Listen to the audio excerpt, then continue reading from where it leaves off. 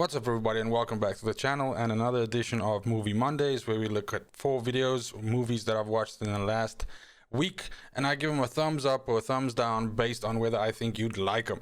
So let's kick it right off with Godzilla vs. Kong, which came out in March of 2021. It's directed by Adam Wingard, and it's the latest movie in the Monsterverse universe, which, Kong, Skull Island, and, all of those are from. And stars all the actors that we've seen in those movies so far. So that's Millie Bobby Brown, you've got Rebecca Hall, you've got Alexander Skarsgård, who's new in this one, and you have Brian Tyree Henry, Paperboy from Atlanta, also in this, plus a whole bunch of other people as well. It's actually got quite a full, roster of people, and maybe that can get me right onto my first complaint that I have with this movie, and that is that for a movie that is Godzilla versus Kong, so if you've watched the trailer and even if you just look at the fucking title, you kind of like know what you're showing off for. And that's where the movie is a little bit funny, in the way that there's a lot of side stories and a lot of human stuff that's happening here, which I don't necessarily have a problem with, but the pacing of it is kind of weird, where the scenes where you have the monsters and you have them fighting or something happening, or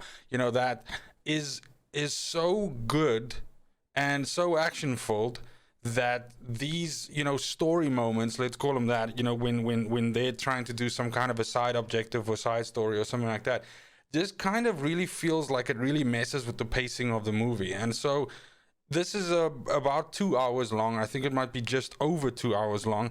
And there's a lot of this movie that is a little bit boring, to be honest. And yes, the action scenes between Kong and Godzilla and, basically, all the, let's call it the fight parts of the movie, the action parts of the movie, the CGI parts of the movie are really good.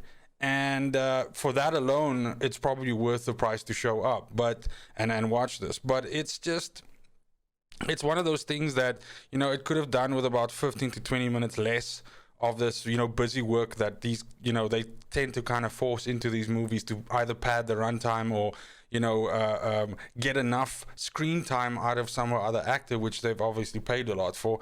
Which, I mean, in essence, I get the whole point of it, though. But as far as the spectacle of it all and the CGI and everything like that, it's fucking top notch. And I don't imagine that this is the last one in this Monsterverse, universe, and it's the last time that we'll see something, with these characters in. But this is pretty good, and it's definitely like a really good, popcorny action Friday kind of movie, especially if you're a fan of this sort of thing. So definitely Godzilla vs. Kong gets a thumbs up from me, and I hope you enjoy it. The next one is a black comedy by the name of I Care a Lot, which came out in February of 2021 on Netflix, and it's by Jake Blakeson. And it's essentially Rosamund Pike and Peter Dinklage and a couple of other actors in there as well. And essentially Rosamund Pike's character is a court-appointed guardian who's running this kind of like a illegal, I guess is the right way to put it, scheme where she is essentially abusing the system to seize elderly people, seize their stuff, get them committed, and then basically take over their lives and essentially drain them like a parasite. And then she kind of, in doing this, she essentially comes across the wrong people, or comes across the track of the wrong people or something like that. And then basically, the movie ensues. I loved Peter Dinklage in this. He's really good. But the movie itself, like the premise is, I didn't do any research on to know if this paints an accurate picture about just how much this system of elderly care and court-appointed guardians and that sort of thing can be abused. But if this is even, I mean, it's so fucking absurd that if it's even halfway through, this is so bad. But either which way, it does come off a little bit unrealistic, I suppose you can say, to the point where the third act of the movie, I feel, really disconnects you from, I guess, the tone and everything like that basically the first part of the movie establishes. And it's one of those situations where I mean, it's a comedy, right? So I understand that it's not a drama, and it's obviously not trying to take itself too serious. But a lot of the time, these movies, they either win or lose by, um, the rules of the universe that it's in, and also with the reactions of the people within that universe.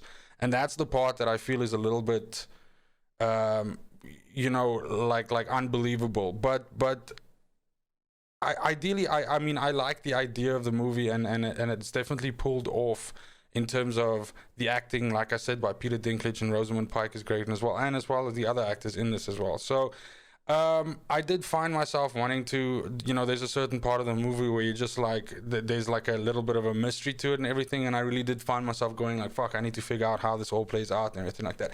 So I mean, I guess it's a success in that, and also considering the fact that this is on Netflix, and so therefore the price of admission is fairly low.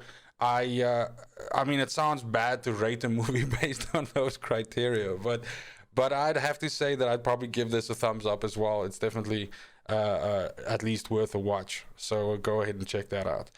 The third movie is Shiva Baby, which is also a comedy. It is Emma Seligman's first directorial debut, or her directorial debut, which is implied by first. Also from March 2021, and it stars Rachel Sennett, Polly Draper, Molly Gordon, well, a whole bunch of actresses and actors that I basically can't remember ever seeing anywhere else. But the premise here is that Rachel Sennett's character, Danielle, is a bisexual Jewish student who's kind of like a little bit, directionless at the moment, and so doesn't know what to do with her life and everything. And she, with her family, attends the title mentioned Shiva, and then essentially the entire movie takes place in this one location in real time, where she has to deal with her family issues and being judged by the family and awkward situations and everything. And what got me to this movie, because this isn't usually my wheelhouse. This is not something that I necessarily like. If I read this synopsis, like for instance on Wikipedia or something like that, I might go like, I don't know if this is for me. I don't know. I think I just wouldn't enjoy it. But what got me with this was the trailer for the movie, which I highly suggest that you watch. If anything that I've said so far about this movie makes you go, I don't know if I want to watch it. Two things about the trailer, which is also in the movie as well, is that firstly, the music, the score is basically a horror film score. So it's really good at ratcheting up the tension and making the entire movie seem like really, really fucking tense. And I think that it's gotten extremely high praise for the score already. So that's also, you can hear that in the trailer as well, and that's the first thing that sort of grabbed me. And then the second thing was that the way that it's shot in such a claustrophobic way within this house that all the characters are in, that they're in there. And this movie's got like a really short runtime. I think it's 75 or 77 minutes long or something like that. But it's this weird thing where when it's over, you finally go like, and you breathe, because that claustrophobia and that music and the tension and all of that makes you just sort of like sit back and like you are experiencing it almost in the same way that the characters are, as more drama and more shit is getting heaped up on and everything like that. So it's really, that was really good and unexpected, and it's kind of like an indie movie, I suppose, or something like that. So once again, not something that I would usually watch, but I ended up turning it on one night as I was basically going to sleep, and with the idea of probably falling asleep while watching some of it and then doing the rest the next day. And I actually ended up finishing, again, it's only 77 minutes, but I ended up finishing the thing because I just couldn't stop. It like actually kept me awake. So yeah, definitely Shiva Baby gets a thumbs up from me. Check it out. And yeah, it's a trippy one. It's weird. Anyway, the fourth movie is Every Breath You Take, which is an American thriller, and it's directed by Vaughn Stein, and it's from April 2021. It's brand new. and it stars Michelle Monaghan, Casey Affleck. It's got Sam Claflin and India Isley in it as well. Basically, what it's about is Casey Affleck's character is a therapist, especially dealing with, let's say, younger, troubled, I wouldn't say teens, but, let's say after teens, young adults. And he loses a patient, and this patient's brother comes to town, and then, the movie ensues. And I said this before when I was talking about I Care a Lot, and that is that in the case of this is an American thriller, and it's probably a movie that takes itself a whole lot more serious than I Care a Lot. But again, these movies, and especially this one, they win or they fail by how they can sell the believability of the situation that the characters are in and why they are making the decisions that they make and so on. Because you want that kind of buy-in from your, at least again, this is just in my perspective, you want that kind of buy-in from your audience, because then they invested in the characters and they care what happens to them, and so they invested in the story, and fucking, there you have it. And this movie misses the mark with this completely. There's, from a premise and, where the movie's gonna go perspective, I was watching this one with my wife, and we were both able to, let's say, within the first 15 to 20 minutes kind of figure the movie out, if I can put it that way. And not because we were sitting there being critical of it or anything like that, but there was this moment where we both just turned to each other and said, this is probably going to happen because that's why they did it this way, and something like that. So that's, not a great sign. But then, yeah, this to me is, and I said it when we got near the end of the movie, and not to be overly negative with anything, but this to me is a lockdown movie or a corona movie, if I can call it that. And what I mean by that is that there's a certain kind of movie that has been present in the last, let's say, 8 to 14 months that I've seen a few of. And they are movies that were either supposed to come out during some time during the lockdown or were made during the lockdown. And so these effects of, let's say, for argument's sake, like not being able to have a lot of different locales to shoot in, or for instance, being limited by the amount of actors that you can get in, or how you could set a set up to be how busy it is and how many people on the set and that sort of thing. So these little, it's really, once you start opening your eyes to it and looking for it, you can start seeing, in some cases, and this isn't true for all movies, right, that have come out in the last year and a half, but in some cases you're able to see the effect that the pandemic has had on the production values, the quality, whatever you want to call it. And this movie to me is basically somehow like almost a really good example of that.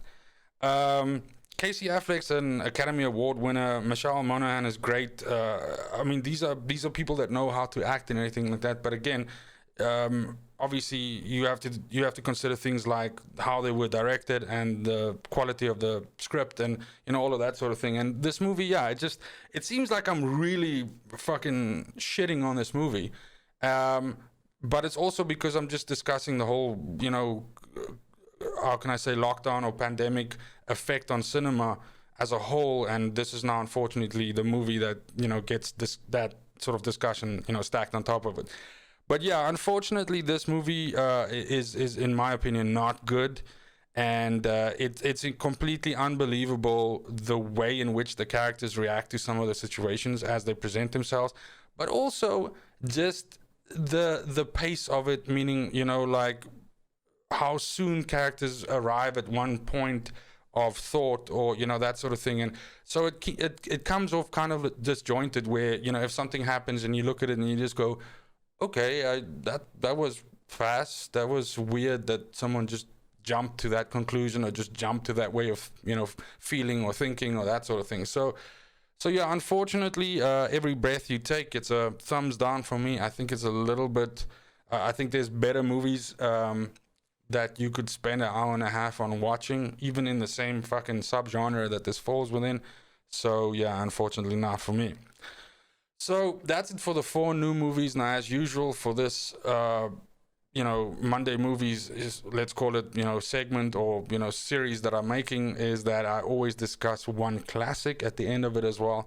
And my definition of a classic being like a movie that I've either watched a lot of times and have an immense love for, or something that I consider to be somehow important to cinema or something like that, but mostly just a movie which I've obviously rewatched a lot of times and usually suggest to people or often compare other movies to. The movie in question today that goes into the list of classics is Seven, which is directed by David Fincher, and it came out in September of 1995.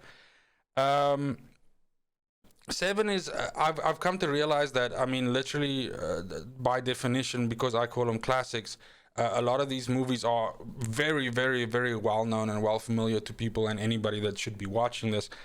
But Seven is basically like a tour de force for, if you're a Morgan Freeman fan, this is your shit. Brad Pitt, yes.